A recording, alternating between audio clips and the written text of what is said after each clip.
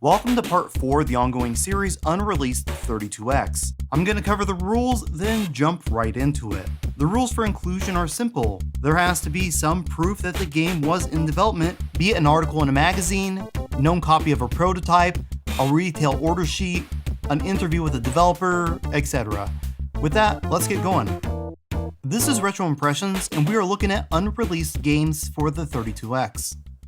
MBA Action was announced for the 32X in September of 1995, so it's no surprise that the game was cancelled along with the system a couple months later. The silver lining is that this game was also in development for the Saturn and Genesis, with both versions making their release date on time. It was fairly well received, and it's assumed that the 32X version was very close to being finished. Since I've been doing this series, I've had a number of people tell me that they find it fascinating, but couldn't see themselves playing most of the games I've covered. Well, I have great news. NFL Football Trivia Challenge is neither a fascinating game or a game you would ever want to play. Checking two boxes I have yet to see mentioned together. I'm sure you're thinking, okay Jenovi, it's obvious why this was cancelled. But whoa there. This game was actually released for the Sega CD, and this was to be an enhanced port. Crazy, right? Another Sega sports game scheduled for release on the 32X was called Primetime NFL Football. The game even made it on a pre-order list in the December 1995 issue of GamePro. It did release for the Genesis and most likely would have been well received on the 32X. Race Drivin' was the arcade sequel to the Atari classic Hard Drivin'. The cancelled 32X port was moved to the Saturn and eventually released exclusively in Japan to abysmal reviews. Had it released on the 32X, it almost certainly would have been considered the worst game on the system. Return Fire has the typical story of a game started on the 32X, then moved to the Saturn upon the system's cancellation. The game initially released as a critically acclaimed 3DO exclusive, but the story really gets interesting when looking at what happened after the 32X release was cancelled. Development continued for the Saturn, resulting in a complete game that is by all accounts quite good. It was, however, not released until 2007 when it finally found its way onto the internet in an unofficial manner. According to the story, Hitachi was given a copy of the game to test on the third-party Saturn they had contracted to develop called the High Saturn. For whatever reason, the game wouldn't work on this obscure system, and Sega wouldn't give their seal of approval for release until the issue was resolved. It's not exactly clear what happened, but the game's publisher, Williams Entertainment, eventually got fed up with the process required by Sega and pulled it, along with all their future publications, from the Saturn. There is one game on this list that was finished, even receiving a review, yet never being released. The Scottish Open was initially known as Tee-Off Golf Sim, then the Scottish Open, where it was reviewed in Sonic the Comic issue 51. The review praises the graphics, the large number of courses, and simplicity for a player to pick up and play, stating, "If you don't normally like golf, you'll find the Scottish Open an exception." All in all, it sounded like a promising addition to the 32X library. The game would eventually be ported to the Saturn, where the name was changed to Virtual Golf, and to DOS, where it was called the Scottish Open Virtual Golf. Beyond the fact that a complete copy of this game exists for the 32X, it's also interesting to note that this was never going to release outside of Europe, even when some form of the game eventually released on the Saturn, it stayed exclusive to Europe and Japan.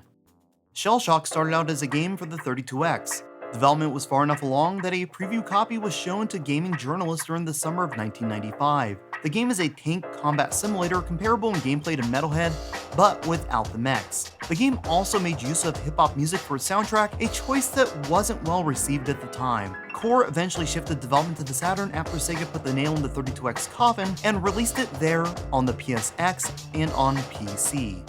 Shinobi for the 32X, also referred to as Digital Shinobi, might be the game on this list we know the least about. Before the 32X launched, it was mentioned as a game in development along with some others that were most likely to see release in North America. Some people have speculated that it later moved to the Saturn, but it's impossible to know with so little information being available.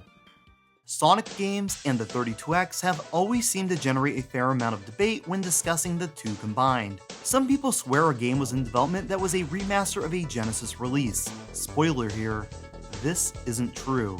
The 32X did receive a Sonic game of sorts. Knuckles Chaotix initially started off as Sonic Crackers on the Genesis before being reimagined for the 32X minus Sonic and Tails. In truth, Knuckles Chaotix was very much in line with other Sonic spin-offs Sega was greenlighting with the desire to expand the universe and capitalize off the success of the franchise. This included games such as Sonic Spinball, Sonic 3D, Sonic Blast, and Sonic R. The main series was still going strong, and with the release of Sonic and Knuckles being well received, Sega felt it was time to move the main entry away from its 2D roots and capitalize on the most popular trend in gaming, 3D graphics. Work began on a game titled Sonic Mars, headed up by much of the same team responsible for Sonic 3. The game would eventually become Sonic Extreme, even previewing with a playable demo at different expos through 1996 before disappearing for good. It's a story that really should receive its own short documentary, but for now, it's just a footnote in a long list of abandoned games for the 32X. Soulstar is a third-person shoot-'em-up released on the Sega CD to rave reviews. An enhanced version was also in development for the 32X and Atari Jag CD. An early build for the 32X was dumped online in 2010, showing off a rough first and third stage. The UI and graphics received an overhaul, but the core game appears to be the same. After playing around with the prototype, I can say it's a real shame we lost this one. The game was scrapped for both systems, keeping it exclusive to the Sega CD. If you're an Atari fan, an early build has also been dumped for the Jaguar CD system, featuring the first 3 levels. For collectors of 32X games, Spock Goes to Hollywood is rather well known. The game is rumored to be finished, but never released due to the 32X and Genesis being abruptly cancelled by Sega. It was virtually forgotten about until a nearly finished prototype surfaced online. It would eventually be dumped by Lost Classics, flashed to 35 carts, then sold at auction to raise money for the Children's Justice and Advocacy Center via Cowitz Gamers for Kids. It's hard to find, incomplete, and expensive, but if I ever get my hands on one, I'll cover it in a series review. Street Racer was another game never intended for release in North America. It was a generic kart racer that allowed you to physically attack players a la Road Rage. The game was actually marketed as a cross between a tournament fighter and a kart game, but I think that's a bit of a misrepresentation. It was released for just about every major system active from 1994 until 97, except for the 32X. Street Fighter the movie, the game, as a concept is something I find quite funny. It's a game based on an arcade game that's based on a movie that's based on a game that is a sequel to an arcade game that almost no one knows about. It's listed in Game Player's magazine issue 66 as a fairly definitive release for the 32X for the 4th quarter of 1995, essentially dooming its release. The game eventually released for the Saturn and PSX. I'm not sure we would have seen a lot of differences between the home versions outside of a new soundtrack for the cartridge-based 32X system. Instead of going on about this, I'm going to recommend you check out my friend Andrew's review over at Mastercast TV. If you don't mind a more mature gaming show, it's as good as it gets. Swagman is an overhead 3D action-adventure game that, from what I can tell, was in development for both the 32X and Saturn with the intention of being exclusive to Europe.